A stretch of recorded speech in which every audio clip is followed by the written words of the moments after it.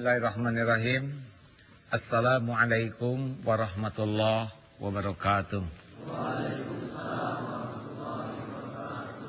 Alhamdulillahi rabbil alamin. Alhamdulillahi rabbil alamin. Wala hawla wala quwata illa billahil aliyil azim. Allahumma salli wa sallim wa barik ala Muhammadin wa ala alihi wa ashabihi ajma'in. Semoga kita bisa menyikapi persoalan apapun yang kita hadapi dengan sikap yang disukai Allah. Karena hidup ini adalah perpindahan dari satu masalah ke masalah lain. Dan masalah terbesar kita bukan pada masalahnya, masalah kita adalah bagaimana sikap terhadap masalah. Contoh ujian. Ujian itu tidak ada yang bahaya. Yang membuat kita tidak lulus ujian bukan soalnya, melainkan salah jawabannya. Benar? Apakah ujian berbahaya? Tidak. Karena dengan ujian ada orang yang lulus, ada orang yang dapat predikat baik, ada juga orang yang tidak lulus, padahal ujian sama. Berarti yang jadi masalah bukan soalnya, melainkan jawabannya. Jadi dalam hidup ini tidak perlu takut oleh masalah yang kita hadapi, tapi takutlah salah menyikapi masalah. Jelas? 5 kiat menghadapi persoalan hidup. Bahwa dalam hidup ini pasti ada masalah. Kita simak dulu salah satu ayat yang menunjukkan bahwa kita ini pasti akan dapat ujian dalam hidup. Tolong fokus, ya silakan. A'udzu billahi minasy syaithanir rajim. Bismillahirrahmanirrahim. وَلَنَبْلُوَنَّكُمْ بِشَيْءٍ مِّنَ الْخَوْفِ وَالْجُوعِ وَنَقْصٍ مِّنَ الْأَمْوَالِ وَالْأَنفُسِ وَالثَّمَرَاتِ وَبَشِّرِ الصَّابِرِينَ الَّذِينَ إِذَا أَصَابَتْهُم مُّصِيبَةٌ قالوا إِنَّا لِلَّهِ وَإِنَّا إِلَيْهِ راجعون أولئك عليهم صلوات من ربهم ورحمة وأولئك هم المهتدون.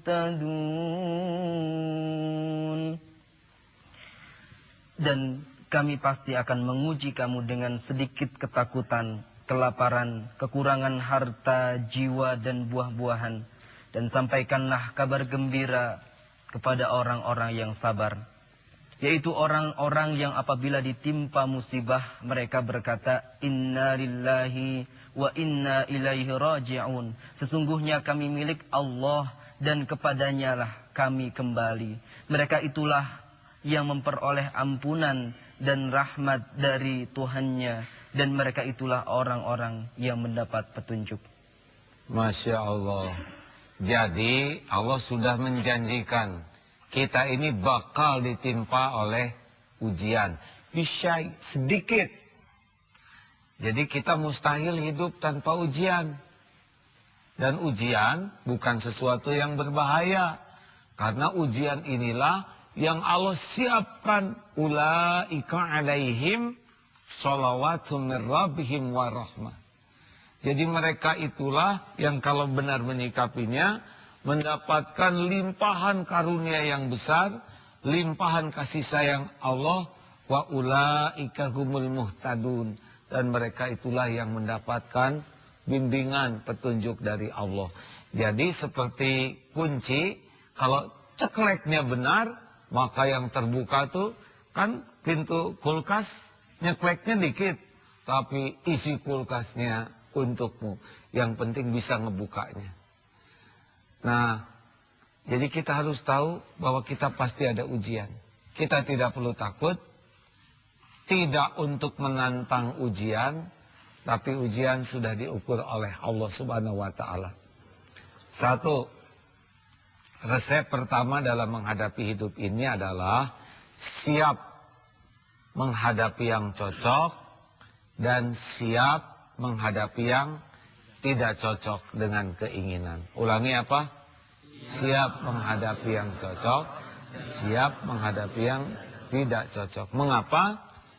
Karena hidup ini mustahil 100% cocok.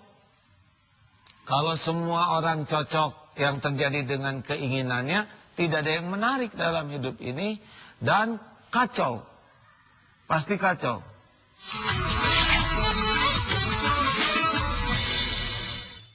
Coba, kalau setiap yang ingin kuliah di ITB, ada sekitar 500.000 orang misal, dan terjadi kacau, benar? Setiap yang ingin jadi presiden, jadi kacau. Bagaimana kalau ada satu wanita ditaksir oleh 10.000 lelaki dan semua ingin jadi suaminya dan terjadi? Pasti kacau. Kalau semua orang ingin sehat dan terkabul semuanya sehat, kacau. Dokter tidak punya pekerjaan karena semuanya sehat, saling menyuntik satu sama lain. Dokter gigi bisa nyebutin giginya sendiri karena tidak ada pasiennya. Rumah sakit tutup, apotek bangkrut, farmasi hancur, semua infrastruktur untuk membangun kesehatan nggak laku.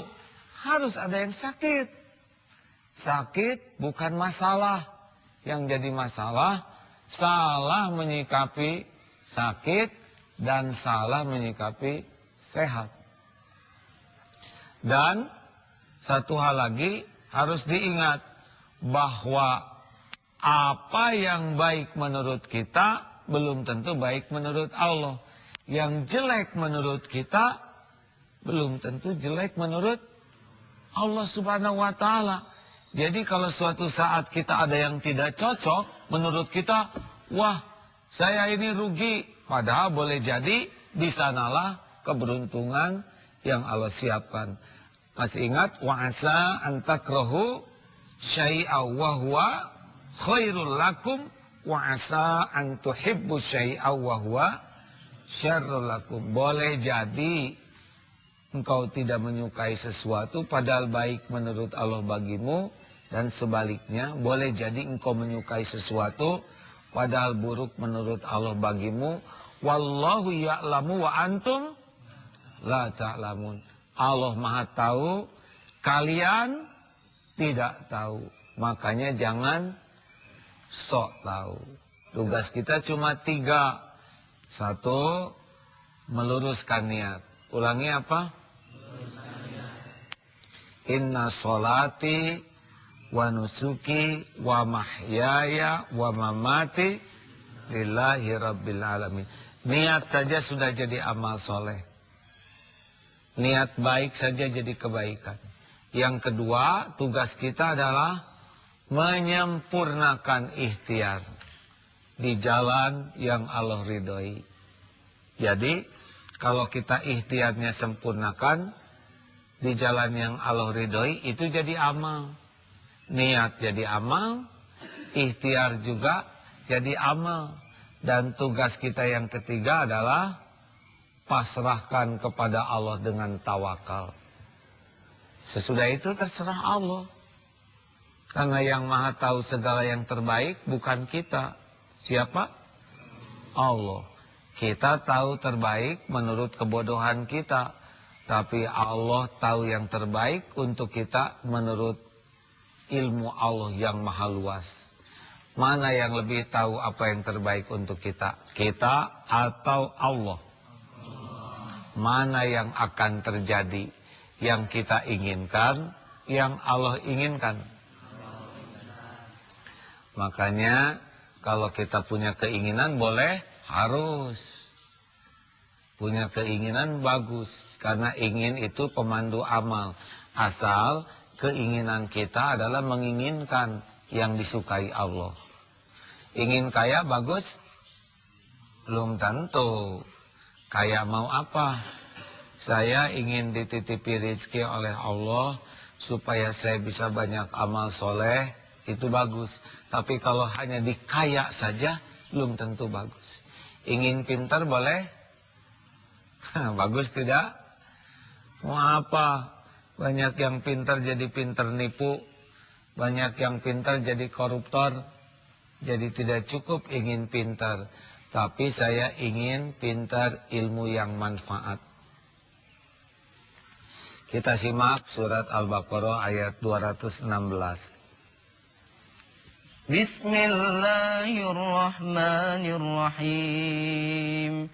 وعسى أن تكرهوا شيئا وهو خير لكم وعسى أن تحبوا شيئا وهو شر لكم والله يعلم وأنتم لا تعلمون.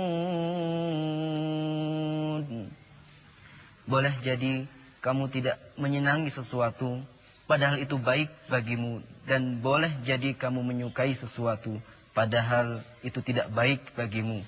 Allah mengetahui sedang kamu tidak mengetahui. Wallahu ya'lamu wa antum la ta'lamun.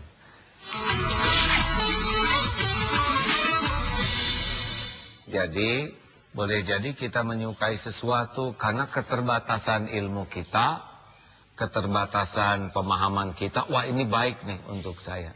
Nah, kalau kita ingin, jangan lupakan dua hal. Satu, musyawarah dengan yang paham.